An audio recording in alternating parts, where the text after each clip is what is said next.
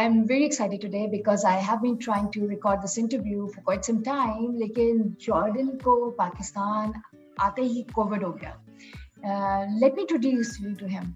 Jordan Thompson is a professional cricketer. He's from Leeds, Yorkshire, UK. He's a bowling all-rounder. He was playing for Karachi Kings, this PSL. And Jordan got type 1 diabetes. And though unfortunately he tested positive for COVID and has missed some matches, we hope to see him on the ground in next PSL. It's a huge encouragement for us, the type 1 diabetes community, to know that one of us is playing cricket around the world and is part of a PSL team. So, आज हम explore करेंगे कि what's that thing that can turn a person with type 1 diabetes into Jordan? Is it just insulin or is there more to it? Thank you so much, Jordan, for joining us today. Thanks for having me. You have been in Pakistan for around 2 weeks now, or more than that, right? I arrived maybe 2 or 3 weeks ago now. Started in Karachi and then moved to Lahore. Unfortunately, I had COVID for a 10-day period. So I've played in the last two games, but unfortunately we've not won a game yet, which is a bit disappointing. We had to catch Jordan in his hotel room. But Jordan, please tell us about your ride from diagnosis to county cricket and now playing PSL. Yeah, so I was 16 years old when I was diagnosed. Which again, I felt like when I went through the recovery, they kind of said that it was a little bit late. Normally, kind of type 1 juvenile diabetes, you get it in your early childhood, so it was a bit surprising for me. And obviously, I was a bit worried about potentially playing sport, any sport, not just cricket. But luckily for me, once I got on the road to recovery and knew what type 1 diabetes was and how I could manage it around sport, I could then go forward and play cricket again. So it worked hand in hand with my cricket, and I went into academy cricket at Yorkshire, so kind of 17, 18 years old, and then did really well and gained my first professional contract. And now, luckily, up to this day, I'm still playing professional cricket. It's been a ride, but I've really enjoyed it, and I've learned along the way how to manage my diabetes alongside sport. So I think I've done pretty well up to now, and hopefully I can keep going. That's wonderful, because that's the concern of anyone who is diagnosed for the first time. How did your family react emotionally, and how supportive were they of your career as a cricketer after your diagnosis? Because I believe that you have been playing cricket even before your diagnosis. Yeah, I think they felt the same as me at first. They were shocked and a bit upset for me because they weren't sure about diabetes. An interesting thing as well is it doesn't run in my family. I'm the first person ever to get type 1 diabetes, so they were a bit kind of confused and how it actually came along. And then they were questioning whether I could play sport, but they were really supportive of me moving forward after that to try and just do my best to go out there, and if I perform well, as long as my health is okay, that's the most important thing. But if I can go and make it all the way into professional sport, then they'll support me all the way and just keep checking on me as they do now. Even though I'm 25 years old, I still get calls and messages from my mum and dad asking how my blood glucose levels are. So that's the story of every type 1. Yeah, they're always looking out for me. So no, it's obviously they support me all the way. I'm sure they must be really proud of you now playing international cricket. Does diabetes bother you while playing professional cricket, and how do you manage the ups and downs, and what are the caution points that you exercise in your life? Yeah, so it affects me. I try and not let it affect me. It will always affect me at some stage, whether that's in a game or in training, where my blood sugar might drop a little bit and I have to rush off to get some sugar, and just keep an eye on what's actually happening during a game. But I'll try my best to get into a routine. So if I plan a routine, I can stick to, and I think then I know from day to day what kind of trends my blood sugar levels are going in, and I can kind of gauge where I will be at certain times, and if I'll need a bit of sugar, I'll always make sure that I've got sugar there So I'll drink sports drinks, sweets, things like that, just there to make sure that they are, so I can look after myself if I need to. So I think now, like I said to you before, and now I've gotten used to a routine in sport with my diabetes. I think I've found it a lot easier, and it's become very much part of a day-to-day life. And I try and not let it affect me. So I think that's the part where you have learned managing, it becomes a very natural routine kind of thing for us, and that's just wonderful. So what life lessons has type 1 diabetes taught you? I think it's made me a lot more organized in kind of everything that I do. I think, well, when I'm packing things, for example, I'm quite liable to forget certain things, but then I always say now that if I'm playing cricket somewhere, if I've got my insulin and I've got my cricket kit, then that's totally fine. Then I can get away with everything else because I've got my health sorted and I've got my cricket things that I need to play. If I've got no other clothes, then I'll just have to wear my cricket clothes in public. But so now I think it's just made me a lot more organised, and like I said, because I'm in a routine, I think I stick to that routine very well. And I don't like being out of routine because then I have to change things, and that has an effect on my blood glucose levels. And I think like you might ask about the traveling can affect it. So I think I'll try my best to just stay in the routine as much as possible. Yeah, so I remember the first time I was traveling abroad, and I had a suitcase full of low blood sugar supplies, just to make sure that I had them if needed. So it's your first trip to Pakistan. What have you found the best thing about Pakistan, and what's interesting? What strikes you as new, as different?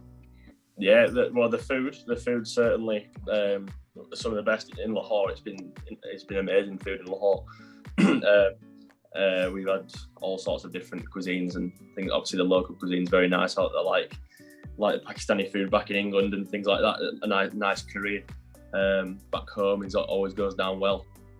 So to actually come out and try the local cuisine's very nice. Obviously we pretty much apart from the stadium, we're kind of resigned to the hotel, so we can't go out and see anything else. But from driving around, Lahore's obviously a very, very green place, and it looks very nice.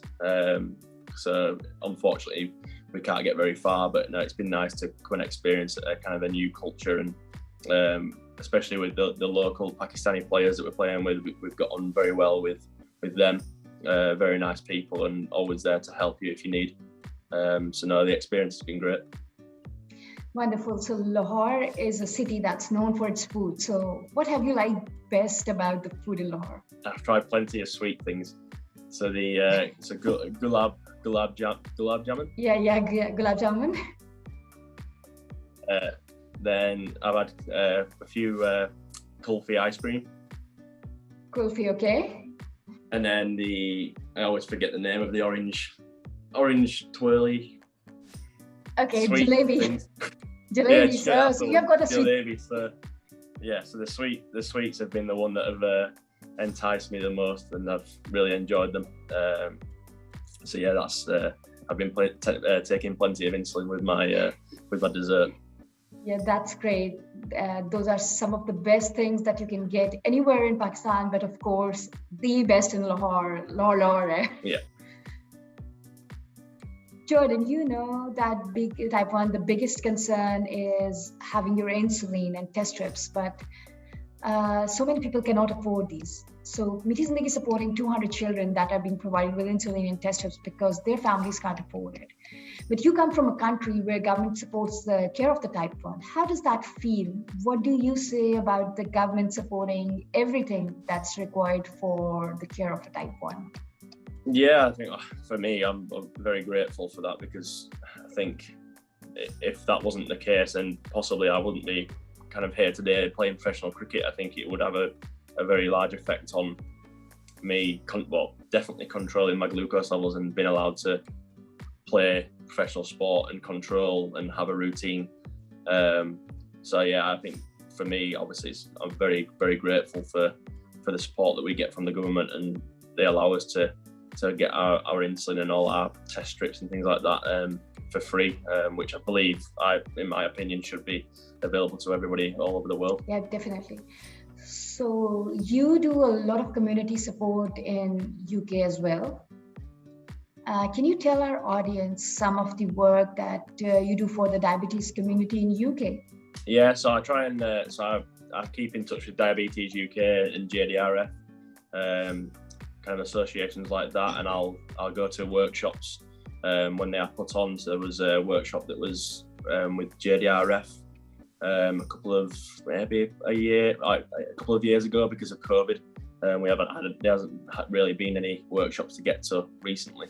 But that was a kind of a junior sport workshop, and I went along as just to help out and be there for the kids or parents to ask questions about me playing professional sport. And that was really good to go and get an idea of what kids are thinking and how they are trying to control their glucose levels moving forward and playing sport. And it's good to see that people are still trying their best to enjoy themselves and play sport, even though they've got type 1 diabetes. And I think once you get to a stage where you can be confident with your routine and looking after your glucose levels, then I think you can do anything. So what you're saying makes me believe that it's not just insulin and test strips that make a person resilient enough or strong enough to move ahead in a professional career. There has to be something alongside insulin and test strips that make type 1 Jordan. What's that thing, Jordan? Can you share with our community that life skill, that key trait that makes you what you are today? No, I think for me, I think it's probably an opinion on life in general, not just type 1 diabetes. I think just being positive in every situation you can, because it's type 1 diabetes is hard for us day to day. Anyway, it's a tough condition to look after.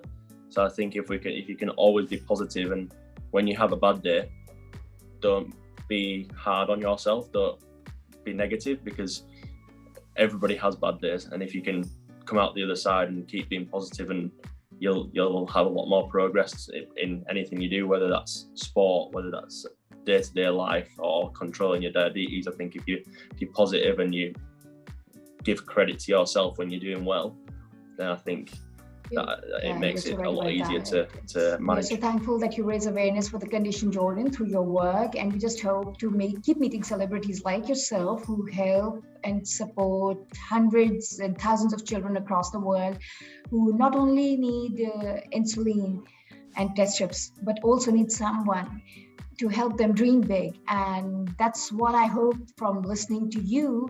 People who have type 1 diabetes will be motivated too. Because it's not just insulin and test strips, but it's also that positivity that you have so much in you. It's also that passion to do something. You're just one perfect example that people with type 1 diabetes can and should dream big, and they can do anything they want. Do you want to give any message to the audience? No, I think like I said, I think I've pretty much I summed it up in that last comment. But like I say, when you have a tough day, just be positive with yourself. I have tough days with my control of my sugar levels, and I feel sometimes annoyed or angry at myself for not doing so well. But then I step back and realise that it's not all about, you're not going to be perfect every single day, and that's the same in cricket, that's the same in football, all sports, any day-to-day job. You're never going to be perfect. So as long as you're trying your best and being positive, that's the best that you can do. For joining us. The best thing for the wonderful message that you give. Thank you, viewers, for watching this video, and we just hope to get more and more people, more and more children dreaming big with type 1 diabetes. And there'll be good days and there'll be bad days, but at the end, we all need to be motivated and keep trying. Thank you so much for watching.